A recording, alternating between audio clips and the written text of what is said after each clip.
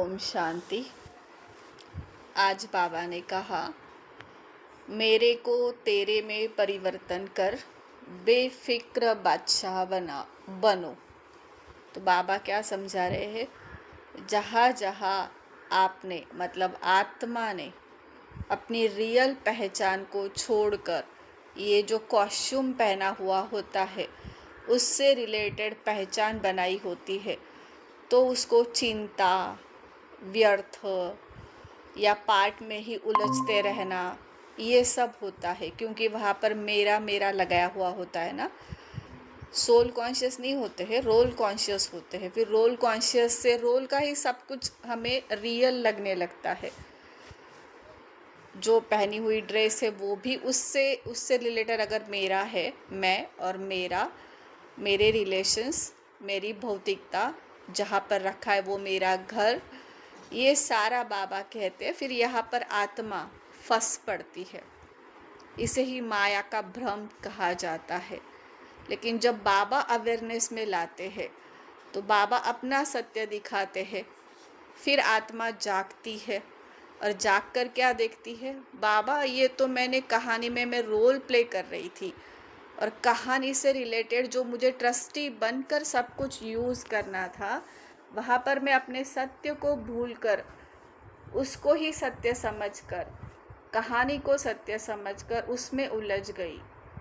तो अब मैं बाबा के डायरेक्शंस पर चलूँगी और जहाँ जहाँ मैंने मैं और मेरा लगाया था वहाँ पर वो सब कुछ छोड़कर वापस सोल कॉन्शियस में आना है ना। बेफिक्र बादशाह। फिक्र किस तरह से होती थी? जब पार्ट समझते थे, पार्ट्स में आती हुई परिस्थितियाँ, पार्ट में होते हुए लोगों के साथ तू मैं, वहाँ पर फिक्र थी।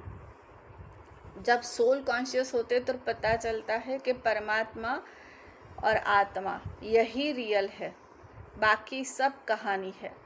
तो ऑटोमेटिक मेरे को तेरे में परिवर्तन कर हम बेफिक्र हो जाते हैं, जो पहले फिक्र में जाते थे। आज बाप दादा अपने बेफिक्र बादशाह बच्चों को देख रहे हैं।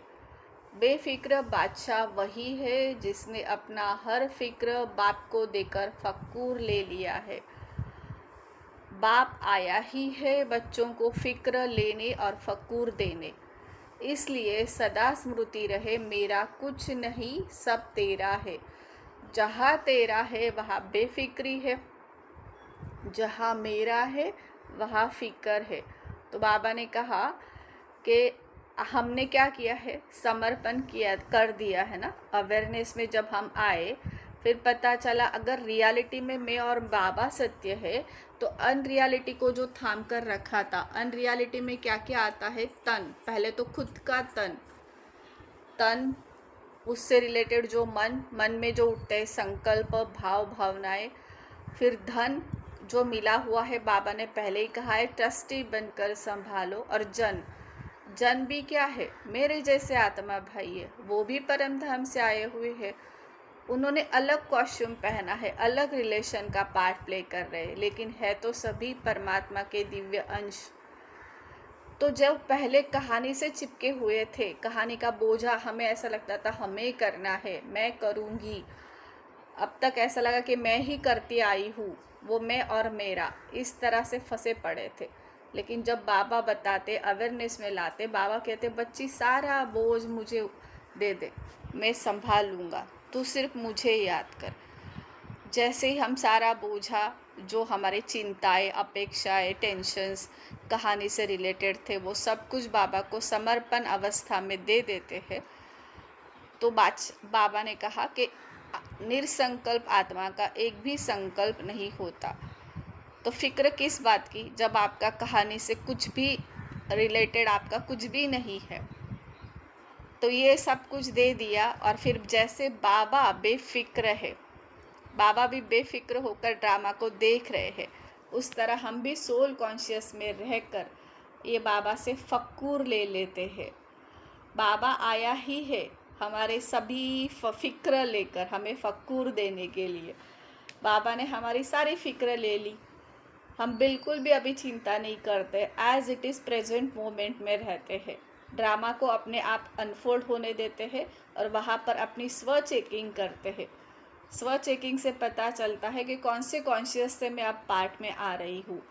तो इस तरह से जब हमें सदा स्मृति रहती है कि ये कहानी से रिलेटेड मेरा कुछ है ही नहीं है, सब कुछ तो परमात्मा का दिया हुआ है, तो अगर वो ले लेंगे भी तो वो तो उनका ही था, मेरा कहाँ था, मैं तो सिर्फ जीरो कॉन्शियसनेस हूँ। तो यहाँ पर बेफिक्री आ जाती है। फिकर और फक्कुर में केवल एक शब्द का अंतर है, मेरा और तेरा। जैसे ही कोई परिस्थिति, समस्या या बोझ सामने आए तो तुरंत चेक करो कि मैं इसे अपना समझ रहा हूँ या बाबा का। मेरे को तेरे में परिवर्तन कर दो, फिकर स्वतः समाप्त हो जाएगा। तो जिसको फिकर होती है उसके लिए चेकिंग पॉइंट समझाया बाबा ने कि अगर अभी भी आपको फिकर हो रही है, इसका मतलब सूक्ष्म चेकिंग करो कि कहाँ कौन सा मैं लगा हुआ है, कौन सी परिस्थिति का बोझ अभी भी आपने उठा कर रखा है। आपको तुरंत याद आना चाहिए, अरे ये सारा तो मैंने सरेंडर कर दिया है, बाबा देखने वाले हैं। अगर सूक्ष्म में भी है तो ये देखना कि आपने कुछ ना कुछ पकड़ के रखा है, कुछ ना कुछ परिस्थिति को आप अपने हिसाब से नियंत्रित करना चाहते हो। जहाँ पर आपने अभी भी मेरा लगाया हुआ है, वहाँ पर अभी भी तेरा नहीं हुआ है, चाहे वो मन हो, तन हो, जन हो या धन हो। तो चेक करो और वहाँ पर मेरे को वापस तुरंत तेरे में परिवर्तन कर दो। तो तुरंत क्या होगा, आप वहाँ से जो बंधन बनता था मैं और मेरे का, वो ते और तेरे का करने से उससे आप बंधन मुक्त हो जाते हो, फिक्र से फारिग हो जाते हो। बेफिक्र बादशाह के मस्तक पर डबल ताज होता है, एक लाइट का ताज और दूसरा विकारों पर विजय का ताज। ऐसी आत्मा स्वयं को भी प्रिय लगती है और दूसरों को भी आकर्षित करती है। इसलिए सदा हल्के और खुशी में रहने का अभ्यास करो। जो बेफिक्र बादशाह होगा वो एक लाइट, एकदम लाइट मतलब प्रकाश, एकदम हल्का, तो उस तरह से वो रहेगा। और जो अपने ही विकारों, जो पुराने स्वभाव संस्कार रोल कॉन्शियस से स्क्रिप्ट तैयार हुई थी, उसने अपने ही विकारों पर विजय पा ली है। अब विकार उसको नहीं चलाते हैं, वो लाइट रहता है हल्का, और लाइट रहता है प्रकाश स्वरूप। तो ऐसे ताज उसके सर पर आ जाते हैं। ऐसी आत्मा, अपने आप को भी देखो, हमने विकारों को जितना जितना छोड़ दिया है, अंदर कितनी शांति का अनुभव हो रहा है, कितने कर्मेंद्रियां शांत होने लगी है। माइंड पहले हर बात में डिस्टर्ब होना, हर बात में क्वेश्चन मार्क करना, प्रश्न चिन्ह लगा देना और प्रश्नों में ही उलझा कर रखना, एनर्जी को बार बार डिप्लीट करना, कितने सारे दुखों से हमें परमात्मा ने छुड़ा दिया। एक लाइट का ताज पहनाया और लाइट अवस्था में सेट कर दिया, सीट पर सेट कर दिया। तो हमें अपने आप से भी अब कितना अच्छा लगता है। जब हमें अच्छा लगता है तो हमारी ये जो प्रेजेंस है, वाइब्रेशंस है, तो दूसरों को भी आकर्षित करती है, क्योंकि हम सदा हल्के रहते हैं, सदा खुश रहते हैं। वर्तमान समय की सबसे बड़ी तैयारी है सेकंड में बिंदी लगाने का अभ्यास। कोई व्यर्थ संकल्प आए, कोई परिस्थिति आए, कोई बात मन को हिलाए, तो क्या सेकंड में फुल स्टॉप लगा सकते हो? बाबा पूछ रहे हैं। वर्तमान में हमें ये सबसे बड़ी तैयारी करनी है, बिंदी लगाने का अभ्यास। क्योंकि बाबा बिंदी, मैं बिंदी, ड्रामा बिंदी, तो लास्ट में है ना, हम सफरिंग कर लेते हैं पुराने स्वभाव संस्कार के।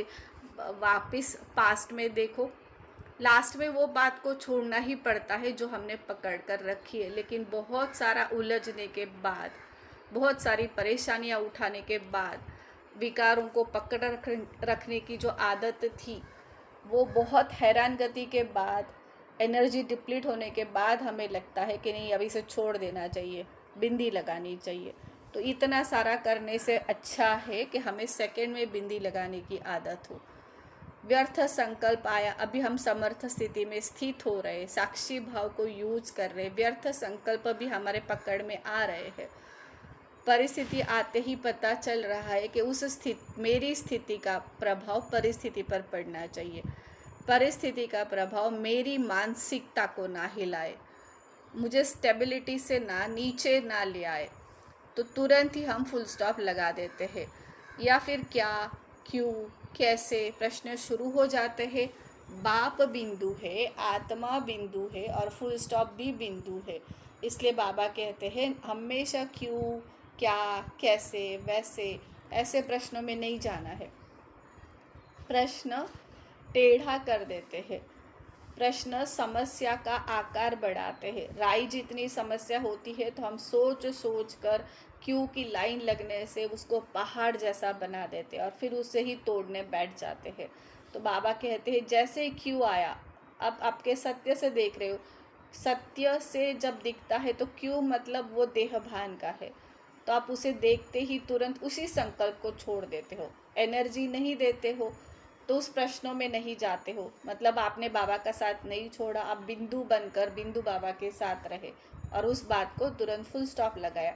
उसका जो सॉल्यूशन करना है वो अंतर्मुख अवस्था में बैठेंगे तो निराकारी सत्य से वो सॉल्यूशन भी आएगा। आने वाला समय अचानक आने वाला है, इसलिए अभी से चेक करो कि व्यर्थ संकल्प को 1 सेकेंड में समाप्त करने की शक्ति है या नहीं। तो बाबा ने कहा आगे जो भी समय आने वाला है वो अचानक होने वाला है। तो हमारा ये चेकिंग पॉइंट रहेगा कि हमारे व्यर्थ संकल्प कितने अभी भी आ रहे हैं, क्योंकि जैसा समय आएगा तो हमें व्यर्थ संकल्प को 1 सेकेंड में फुल स्टॉप लगाना पड़ेगा, नहीं तो वो व्यर्थ संकल्प अनेक व्यर्थता में हमें डालकर अपने साथ बहाकर लेकर जाएगा। मतलब सीट से नीचे उतारा और अपने आप को ये देहभान समझा, तो देहभान क्या है, नीचे जाने की सीढ़ी है, और सोल कॉन्शियस क्या है, ऊपर जाने की सीढ़ी है। तो हमें तुरंत सेकंड में समाप्त करना है व्यर्थ संकल्प, जिससे आगे की क्यों ना बढ़े। अगर अभी अभ्यास नहीं किया तो उस समय परिस्थितियों के बीच संघर्ष करना पड़ेगा, और जहाँ हमें अभी अभ्यास नहीं किया तो आगे चलकर जो परिस्थितियाँ आएंगी वहाँ पर हमारा संघर्ष बढ़ेगा। मतलब जो मोस्ट पावरफुल हमने एनर्जी बनाई थी, सत्य में रहते रहते हमने अपने आप को हाई वाइब्रेशंस में रखा था, तो हम वो परिस्थितियाँ बार बार आएगी, आगे चलकर आपको सूझेगा नहीं और वो परिस्थितियाँ बार बार आएगी। ऐसी बार बार आती हुई परिस्थितियाँ, बार बार एनर्जी आपकी डिप्लीट हो रही है, तो फिर हम और वो जो आत्माएं अभी ज्ञान में नहीं चल रही है उनके प्रभाव में, उन परिस्थितियों के प्रभाव में हम आते रहेंगे। इसलिए बाबा कहते हैं कि जो संघर्ष से बचना है तो उसे फुल स्टॉप लगाओ, हर बात में आज से ही बिंदी लगाओ और आगे बढ़ते जाओ। ये अभ्यास आपको बढ़ाना है। किसी के साथ कुछ हुआ, उस क्षण में वो सीन में वैसा होने वाला था, फुल स्टॉप। नेक्स्ट सीन में आप उसको मिलते हो तो वो भी प्योर सोल है और आप भी प्योर सोल हो। अभी इस प्रेजेंट में उसके साथ बात आपकी पहली बार हो रही है, पास्ट का कुछ भी लेकर नहीं आना है। बाप दादा ने विशेष रूप से 2 खजानों को अंडरलाइन करने के लिए कहा है। एक है समय का खजाना, दूसरा है संकल्प का खजाना। संगम युग का एक एक सेकेंड अमूल्य है, क्योंकि यही एक जन्म अनेक जन्मों की प्रारब्ध बना रहा है। तो बाबा ने क्या कहा कि संगम युग जो है वो एक एक सेकेंड अमूल्य है, क्योंकि परमात्मा निरंतर हमारे साथ है, हमने सत्यता को पहचान लिया है। तो ऐसे समय जो हमें यहाँ पर मिला हुआ है, हम भाग्य बना रहे हैं। परमात्मा हमें भाग्य बनाने की तरह अलग अलग मुरलियों के द्वारा अलग अलग डायरेक्शंस देकर पूरी तरह से सत्वप्रधान अवस्था में कैसे स्थित होना है, ये कलयुग में रहते कलयुगी दुनिया से किस तरह से उपराम रहना है, इस वैल्यूबल टाइम को अपनी ही सफाई करने के लिए किस तरह से यूज़ करना है, जिससे हमारा ये एक जन्म, हमारे आने वाले 5000 की साइकिल जो है वहाँ पर अनेक जन्मों की प्रारब्ध हम बना रहे हैं। तो ऐसे टाइम को कितना वैल्यू करना, अपनी स्वस्थिति की चेकिंग, हमारे संकल्पों का खजाना कैसे है, अभी भी व्यर्थ संकल्प को एनर्जी दे रही हूँ या समर्थ संकल्प को अपना रही हूँ। ये सारे चेकिंग करना जो आपके अनेक जन्मों की प्रारब्ध यहाँ पर बन रही है। समय को साधारण नहीं समझना है। एक सेकंड का संबंध अनेक जन्मों की प्राप्ति से है। इसलिए समय को व्यर्थ गंवाना अर्थात भविष्य के भाग्य को गंवाना है। हर क्षण को सफल करना है। तो चेकिंग करो कि एक सेकंड का जो संबंध है, अनेक जन्मों की आपको प्राप्ति होती है। तो ये अनेक जन्मों की प्राप्ति करनी है या एक सेकंड को मैं ऐसे ही बातें कर रही हूँ, व्यर्थता में जा रही हूँ, व्यर्थ सोच आ भी रही है, आएगी, वो रिकॉर्डेड है, लेकिन क्या उसे मैं समर्थ स्थिति से देख पा रही हूँ? ये है आपको व्यर्थ से बाहर निकलना और आपके भाग्य को यहाँ पर फुलफिल करना, हर क्षण को सफल करना। संकल्प सबसे बड़ा आधार है, क्योंकि मन मना भव की स्थिति भी संकल्प द्वारा ही बनती है। संकल्प शक्तिशाली होंगे तो योग सहज होगा, और योग सहज होगा तो जीवन परिवर्तन सहज होगा। तो बाबा ने क्या कहा? संकल्प सबसे बड़ा आधार है। देखा, ये जो परमात्मा का अवतरण हुआ, ब्रह्मा बाबा ने एक संकल्प से सतयुग की स्थापना की। मतलब कलयुगी वाला जो तमोप्रधान था अवस्था छोड़कर सतो प्रधान अवस्था, प्यूरिटी को अपनाया। तो एक संकल्प अगर प्यूरिटी वाला है और मन मना भव जो पुराने स्वभाव संस्कार आते हैं, अभी मन परमात्मा को दे दिया, सभी को अवेयरनेस है, तो सब जो मन में एक सिंगल थॉट भी चलता है, व्यर्थ भी चलता है, संकल्प भी चलते हैं, वो सारे हम परमात्मा को सौंप देते हैं। तो आत्मा के अंदर निरंतर ये योग हमारा परमात्मा के साथ जुड़ा रहता है और आत्मा के अंदर शक्ति एकत्रित होने लगती है। आत्मा शक्तिशाली बनती जाती है, क्योंकि वो निरंतर परमात्मा के साथ योग लगा हुआ है, अपने सत्य स्थिति से योग लगा हुआ है, सत्य स्मृति से योग लगा हुआ है।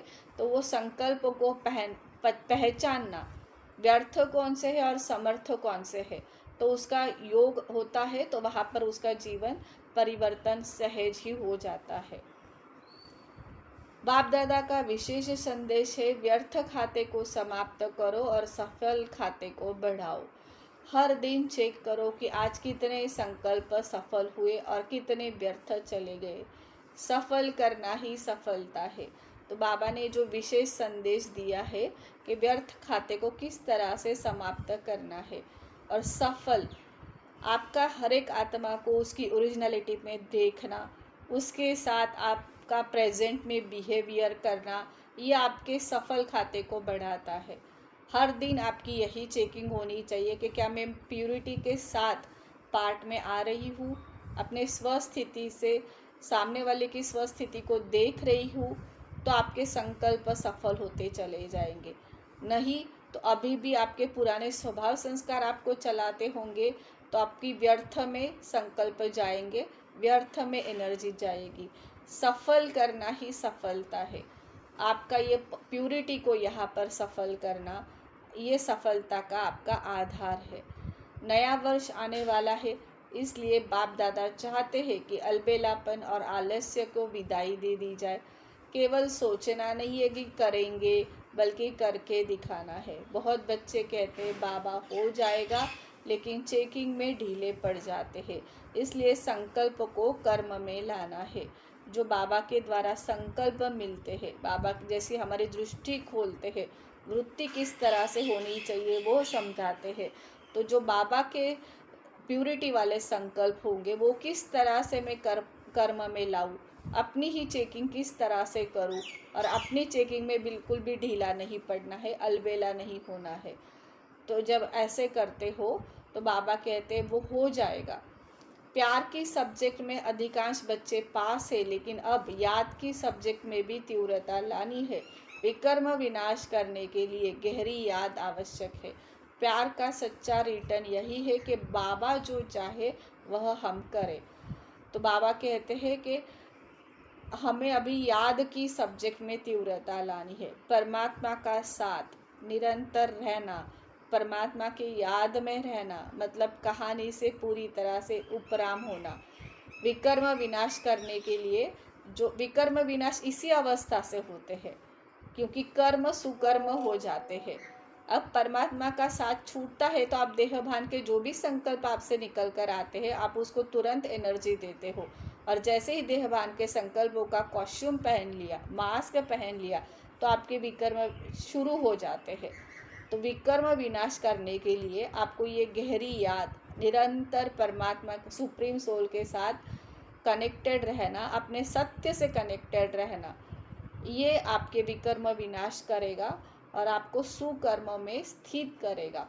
यही परमात्मा को आपके प्यार का सच्चा रिटर्न देना है। दिल तख्त नशीन बनने का अभ्यास ही रॉयल फैमिली का अधिकार दिलाता है। जितना समय हम दिल तख्त पर रहते हैं उतना भविष्य में रॉयल परिवार के निकट संबंध में आते हैं। इसलिए तख्त छोड़कर मिट्टी में नहीं उतरना है। दिल तख्त नशीन मतलब निरंतर अपने सत्य में टिके रहो। जो बार बार ऐसे कहानी में आएगा, बार बार नीचे उतरेगा, कहानी के पुराने स्वभाव संस्कार को मैं और मेरा लगाएगा, दी हुई जो चीज़ें रहती है हम वापस लेते नहीं है ना। समर्पण भाव जिसको बार बार याद आता रहेगा कि हमें यहाँ पर सिर्फ हम पार्ट प्ले कर रहे हैं, लेकिन वो भी प्यूरिटी से करना है।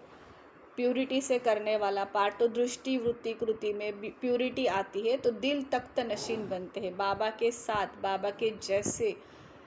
तो हम रॉयल फैमिली, क्योंकि वहाँ पर रॉयल हमारे अंदर के स्वभाव संस्कार, दिव्यता वहाँ पर आती है। जितना समय हमारे अंदर की दिव्यता आती है तो हम वहाँ पर अभी ये जो जन्म है ये बीज डाल रहे हैं।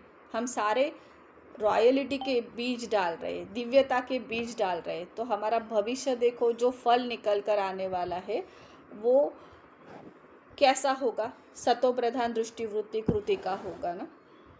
तो इसलिए बाबा कहते हैं कि इस तख्त को नहीं छोड़ना है, बार बार देहभान वाली मिट्टी में पाँव नहीं रखना है, पुराने स्वभाव संस्कार को अपना मैं और मेरा नहीं कहना है।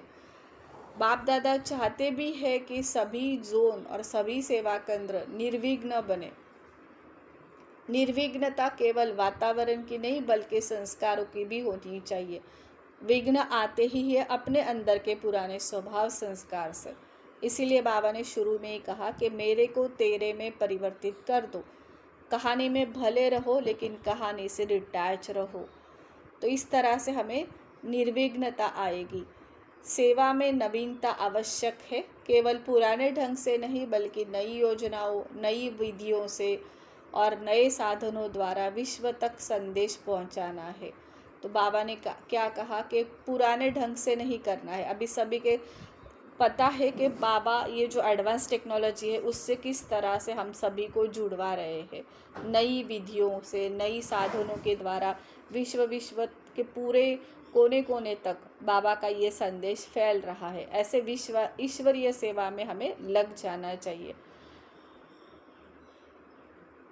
अभी आवाज़ से अधिक वाइब्रेशंस की सेवा की आवश्यकता है। ये अभी आवाज़ तो हमारी आवाज़ पूरी तरह से सब जगह पे नहीं जा सकती है ना। वाइब्रेशन जो ऐसे है कि हर आत्मा इंटरकनेक्टेड है। जब हम आत्माओं में प्यूरिटी बढ़ती जाती है तो वाइब्रेशंस यहाँ पर क्या हुआ, थॉट दूसरी आत्मा वहाँ पर तुरंत कैच कर लेती है। तो इस तरह से पावरफुल वाइब्रेशंस क्रिएट करने हैं। क्रिएट क्या, उसमें टिके रहना है।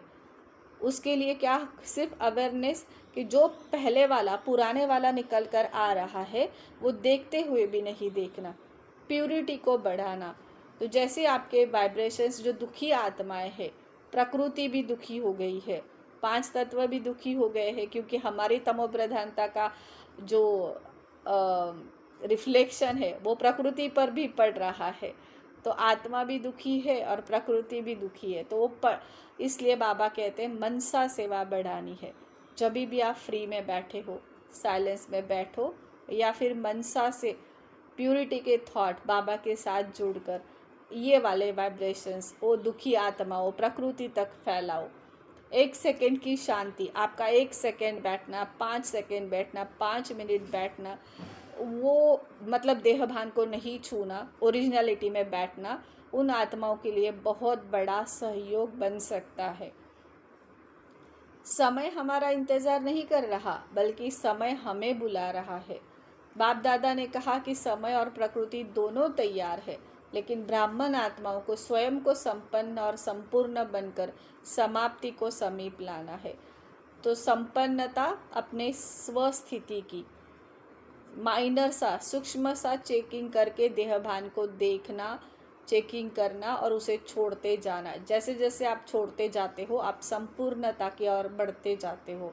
तो ये जब आपकी संपूर्ण अवस्था जैसे जैसे बनने लगती है तो आप समय को इंतज़ार नहीं करवाते हो, वो आपको उसे समीप लेकर आते हो। संपन्नता का अर्थ है व्यर्थ पूरी तरह से समाप्त, फिकर पूरी तरह से समाप्त। व्यर्थ समाप्त हुआ क्योंकि आपको समर्थ स्थिति से देख रहे हो। फिकर समाप्त हुआ क्योंकि आपको पता चल गया कि आप कहानी से बिलोंग नहीं करते हो, आप आपके सत्यता से बिलोंग करते हो। कहानी में सिर्फ आपका रोल है। और फिक्र क्यों करनी, रोल है तो सब कुछ डायरेक्टर उसके अनुसार चलाएगा। तो आपकी फिक्र समाप्त, आलस्य समाप्त। आलस्य कैसे समाप्त हो गया कि जो देहभान था, देहभान के पुराने स्वभाव संस्कार आलस्य में डालते थे, अब सोल कॉन्शियस से वो दिखने लगता है तो वहाँ पर आलस्य समाप्त हो जाता है। और फिर पता चलता है टाइम की वैल्यूबल है। तो ये टाइम सेवा और योग के लिए दिया हुआ है, तो आप निरंतर उसमें वृद्धि करते जाते हो। जब हम स्वयं तैयार होंगे तभी हम बाबा के साथ घर और राज्य दोनों में साथ चल सकेंगे। इसलिए हमें तैयार रहना, अलर्ट रहना है। तो हमारे विशेष चेकिंग पॉइंट ये जो बाबा ने समझाया, इससे विशेष चेकिंग पॉइंट कौन से है। पहला पॉइंट निकला, क्या मैं हर परिस्थिति में मैं के बदले ते करती हूँ, तेरा करती हूँ, इससे बदल देती हूँ। दूसरा पॉइंट, क्या मैं सेकंड में बिंदी लगाने का अभ्यास कर रही हूँ। तीसरा पॉइंट, क्या मैं समय और संकल्प के खजाने को सफल कर रही हूँ। चौथा, क्या मेरे जीवन में अभी भी आलस्य या अलबेलापन है। क्या मैं मनसा सेवा द्वारा आत्माओं को शांति और सुख की किरणें दे रही हूँ। ये सारे पॉइंट आप चेकिंग करो। ये 5 पॉइंट करते हो, आपके पुण्य का खाता भी बढ़ता है, आप हाई वाइब्रेशंस में जाते हो, आप स्थिति में स्थित होने लगते हो, संपन्नता की तरफ बाबा आपको लेकर जा रहा है। ये सारे पॉइंट चेकिंग पॉइंट है। फिक्र छोड़ो, फकुर लो, मेरा छोड़ो, तेरा अपनाओ और बेफिक्र बादशाह बनकर सदा उड़ती कला में रहो। तो बाबा कहते फिक्र छोड़ दो, फिक्र आपकी परमात्मा करेगा। बाबा का फकुर लो, बाबा की तरह निरंतर स्वस्थिति में स्थित रहो।